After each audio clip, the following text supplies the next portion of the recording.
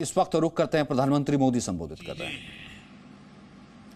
देश की जनता, विशेषकर युवा वर्ग, भावी पीढ़ी सभी प्रधानमंत्रियों के बारे में जानेंगी तो उन्हें प्रेरणा मिलेगी। इतिहास और वर्तमान से भविष्य के निर्माण की राह पर राष्ट्र कवि रामधारी सिंह दिनकर जी ने कभी लिखा था, प्रिय दर्शन इतिहास कंठ में, प्रिय दर्शन इतिहास कंठ में, आज ध्वनित हो काव्य बने। वर्तमान की चित्रपटी पर भूतकाल का संभाव्य बने।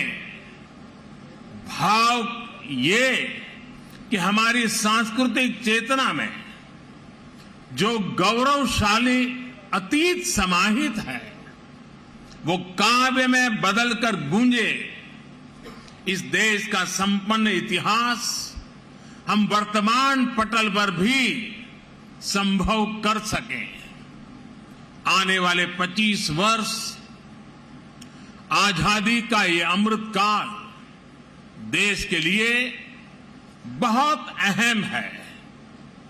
मुझे विश्वास है कि ये नवनिर्मित प्रधानमंत्री संग्रहालय भविष्य के निर्माण का भी एक ऊर्जा केंद्र बनेगा। अलग अलग दौर में लीडरशिप की क्या चुनौतियां रही, कैसे उनसे निपटा गया, इसको लेकर भी भावी पीढ़ी के लिए ये एक बड़ी प्रेरणा का माध्यम बनेगा। यहां प्रधानमंत्रियों से संबंधित दुर्लभ तस्वीरें, भाषण, साक्षात्कार, मूल लेखन जैसी स्मरणीय वस्तुएं रखी गई हैं। साथियों, सार्वजनिक जीवन में जो लोग उच्च पदों पर रहते हैं, जब हम उनके जीवन पर दृष्टि डालते हैं तो ये भी एक तरह से इतिहास का अवलोकन करना ही होता है। उनके जीवन की घटनाएं, उनके सामने आई चुनौतियां, उनके फैसले बहुत कुछ सिखाते हैं। यानी एक तरह से उनका जीवन चल रहा होता है और साथ साथ इतिहास का निर्माण भी होता चलता है। इस जीवन को पढ़ना इतिहास के अध्ययन की तरह है। इस म्यूजियम से स्वतंत्र भारत का इतिहास जाना जा सकेगा। हमने कुछ साल पहले ही संविधान दिवस मनाने की शुरुआत कर राष्ट्रीय चेतना जगाने की तरफ अहम कदम उठाया है। ये उसी दिशा में एक और महत्वपूर्ण पड़ाव है। साथियों, देश के हर प्रधानमंत्री ने संविधान सम्मत लोकतंत्र के लक्ष्यों की, उसकी पूर्ति में भरसक योगदान दिया है। उन्हें स्मरण करना, स्वतंत्र भारत की यात्रा को जानना है। यहां आने वाले लोग देश के पूर्व प्रधानमंत्रियों के योगदान से रूबरू होंगे। उनकी पृष्ठभूमि, उनके संघर्ष, सृजन को जानेंगे। भावी पीढ़ी को यह भी सीख मिलेगी कि हमारे लोकतांत्रिक देश में किस किस पृष्ठभूमि से आकर अलग अलग प्रधानमंत्री बनते रहे। यह हम भारतवासियों के लिए बहुत गौरव की बात है कि हमारे ज्यादातर प्रधानमंत्री बहुत ही साधारण परिवार से रहे हैं। सुदूर देहात से आकर, एकदम गरीब परिवार से आकर, किसान परिवार से आकर भी प्रधानमंत्री पद पर पहुंचना भारतीय लोकतंत्र की महान परंपराओं के प्रति विश्वास को दृढ़ करता है। यह देश को, युवाओं को भी विश्वास देता है कि भारत की लोकतांत्रिक व्यवस्था में सामान्य परिवार में जन्म लाने वाला व्यक्ति भी शीर्षतम पदों पर पहुंच सकता है। साथियों, इस संग्रहालय में जितना अतीत है उतना ही भविष्य भी है। यह संग्रहालय देश के लोगों को बीते समय की यात्रा करवाते हुए नई दिशा, नए रूप में भारत की विकास यात्रा पर ले जाएगा। एक ऐसी यात्रा जहां पर आप एक नए भारत के सपने को प्रगति के पथ पर आगे बढ़ते हुए निकट से देख सकेंगे। इस बिल्डिंग में 40 से अधिक गैलरियां हैं और लगभग 4000 लोगों के एक साथ भ्रमण की व्यवस्था है। वर्चुअल रियलिटी, रोबोट्स और दूसरी आधुनिक टेक्नोलॉजी के माध्यम से तेजी से बदल रहे भारत की तस्वीर ये संग्रहालय दुनिया को दिखाएगा। ये टेक्नोलॉजी के माध्यम से ऐसा अनुभव देगा जैसे हम वाकई उसी दौर में जी रहे हैं। उन्हीं प्रधानमंत्रियों के साथ सेल्फी ले रहे हैं, उनसे संवाद कर रहे हैं। साथियों, हमें अपने युवा साथियों को इस म्यूजियम में आने के लिए अधिक से अधिक प्रोत्साहित करना चाहिए। ये म्यूजियम उनके अनुभवों को और विस्तार देगा। हमारे युवा सक्षम है और उनमें देश को नई ऊंचाइयों तक ले जाने की क्षमता है। वे अपने देश के बारे में, स्वतंत्र भारत के महत्वपूर्ण अवसरों के बारे में जितना अधिक जानेंगे, समझेंगे, उतना ही वो सटीक फैसले लेने में सक्षम भी बनेंगे। ये संग्रहालय आने वाली पीढ़ियों के लिए ज्ञान का, विचार का, अनुभवों का एक द्वार खोलने का काम करेगा। यहां आकर उन्हें जो जानकारी मिलेगी, जिन तथ्यों से वो परिचित होंगे, वो उन्हें भविष्य के निर्णय लेने में मदद करेगी। इतिहास के जो विद्यार्थी रिसर्च करना चाहते हैं, उन्हें भी यहां आकर बहुत लाभ होगा। साथियों, भारत लोकतंत्र की जननी है, मदर ऑफ डेमोक्रेसी है। भारत के लोकतंत्र की बड़ी विशेषता ये भी है कि समय के साथ इसमें निरंतर बदलाव आता रहा है। हर युग में, हर पीढ़ी में लोकतंत्र को और आधुनिक बनाने और अधिक सशक्त करने का निरंतर प्रयास हुआ है। समय के साथ जिस तरह कई बार समाज में कुछ कमियां गर कर जाती हैं, वैसे ही लोकतंत्र के सामने भी समय समय पर चुनौतियां आती रही हैं।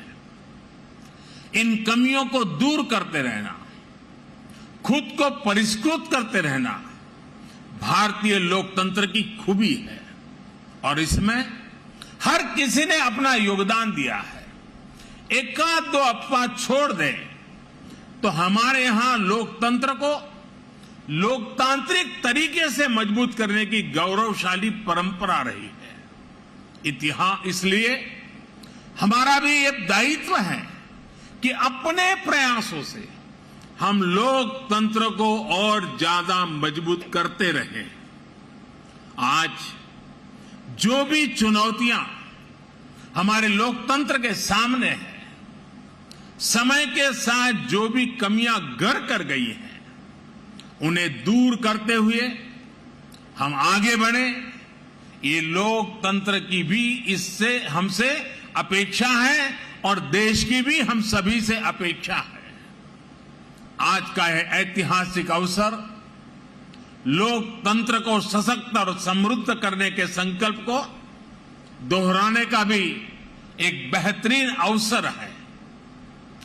हमारे भारत में विभिन्न विचारों, विभिन्न परंपराओं का समावेश होता रहा है और हमारा लोकतंत्र हमें ये बात सिखाता है कि कोई एक विचार ही उत्तम हो ये जरूरी नहीं है। हम तो उस सभ्यता से पले बड़े हैं जिसमें कहा जाता है आनो भद्राः कृतवो यन्तु विश्वतः, यानी हर तरफ से नेक विचार हमारे पास आए। हमारा लोकतंत्र हमें प्रेरणा देता है नवीनता को स्वीकारने की, नए विचारों को स्वीकारने की। प्रधानमंत्री संग्रहालय में आने वाले लोगों को लोकतंत्र की इस ताकत के भी दर्शन होंगे। विचारों को लेकर सहमति, असहमति हो सकती है, अलग अलग राजनीतिक धाराएं हो सकती हैं, लेकिन लोकतंत्र में सबका ध्येय एक ही होता है, देश का विकास। इसलिए ये म्यूजियम सिर्फ प्रधानमंत्रियों की उपलब्धियां, उनके योगदान तक सीमित नहीं है। ये हर विषम परिस्थितियों के बावजूद देश में गहरे होते लोकतंत्र, हमारी संस्कृति में हजारों वर्षों से फले फूले लोकतांत्रिक संस्कारों की मजबूती और संविधान के प्रति सशक्त होती आस्था का भी प्रतीक है। साथियों, अपनी विरासत को सहेजना, उसे भावी पीढ़ी तक पहुंचाना प्रत्येक राष्ट्र का दायित्व होता है। अपने स्वतंत्रता आंदोलन, अपने सांस्कृतिक वैभव के तमाम प्रेरक प्रसंगों और प्रेरक व्यक्तित्वों को सामने, जनता जनार्दन के सामने लाने के लिए हमारी सरकार निरंतर काम कर रही है। देश से चोरी हुई मूर्तियां और कलाकृतियों को वापस लाना हो, पुराने म्यूजियम का पुनर्निर्माण हो, नए संग्रहालय बनाना हो, एक बहुत बड़ा अभियान बीते 7-8 वर्षों से लगातार जारी है। और इन प्रयासों के पीछे एक और बड़ा मकसद है। जब हमारी नौजवान पीढ़ी ये जीवन प्रतीक देखती है तो उसे तथ्य का भी बोध होता है और सत्य का भी बोध होता है।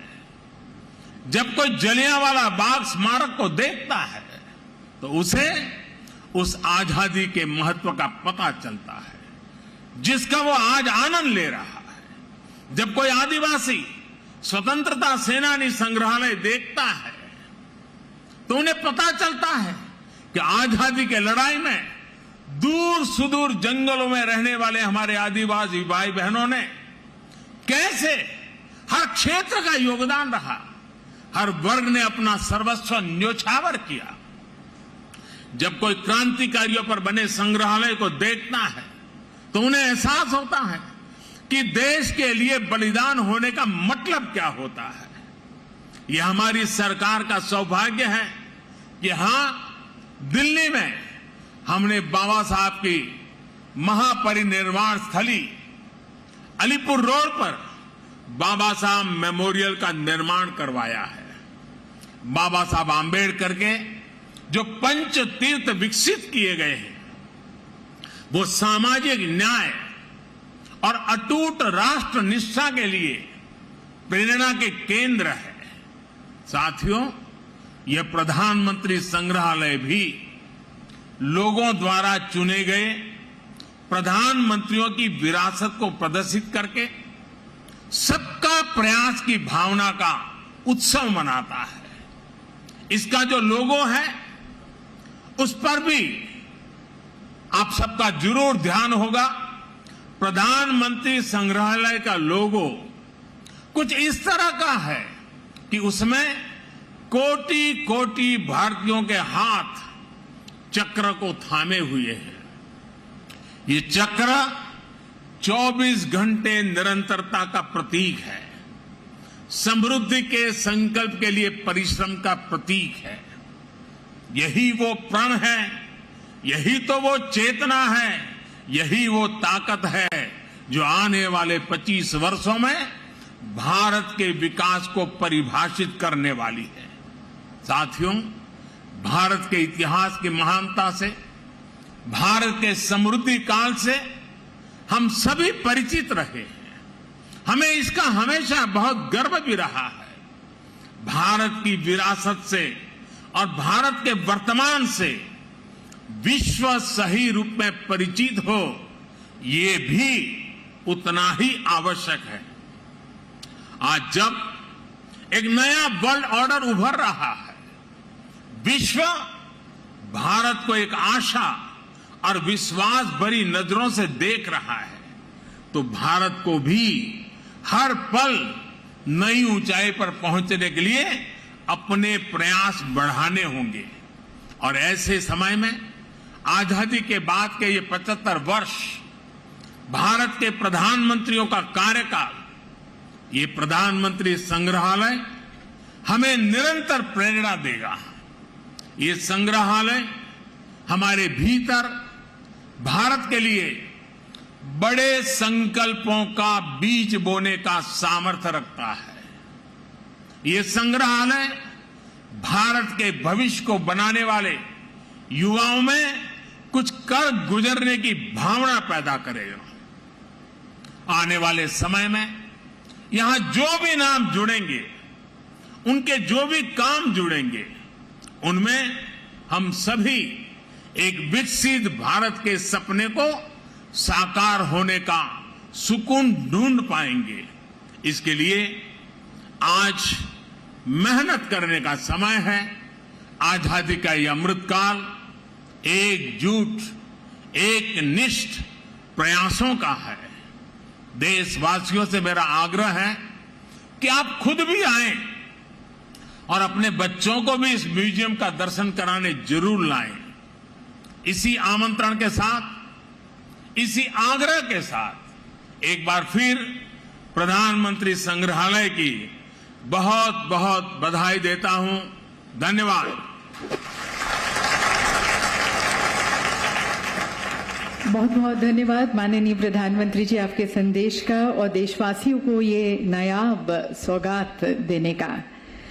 इतिहास का अवलोकन करते हुए आज इतिहास तो नेहरू संग्रहालय, अब प्रधानमंत्री संग्रहालय, प्रधानमंत्री ने किया उद्घाटन। एक आम आदमी की तरह हमने कुछ देर पहले भी वो तस्वीरें देखी थी, कैसे वो टिकट काउंटर पर गए, टिकट कटवाई, फिर उसके बाद आम व्यक्ति की तरह, क्योंकि पुराने प्रधानमंत्रियों को, उनकी स्मृतियों को, उनके कार्यों को संजो करके रखने का तमाम गैलरीज, यहाँ पर 20 से ज्यादा गैलरीज मौजूद रहेंगी। तो प्रधानमंत्री का कहना है कि न केवल उनकी वैल्यूज को, उनके काम को हम देख पाएं, बल्कि उनसे सीख पाएं। इस कारण हर व्यक्ति को यहां पर एक बार जरूर आना चाहिए। इसमें अतीत की खुशबू के साथ साथ हम यहां पर भविष्य का बीज भी बो रहे हैं। देश आजादी का अमृत महोत्सव मना रहा है, इसलिए प्रधानमंत्री ने शुभकामनाएं दी प्रधानमंत्री संग्रहालय पर। Presenting B News app, available on Google Play and App Store. Download it now.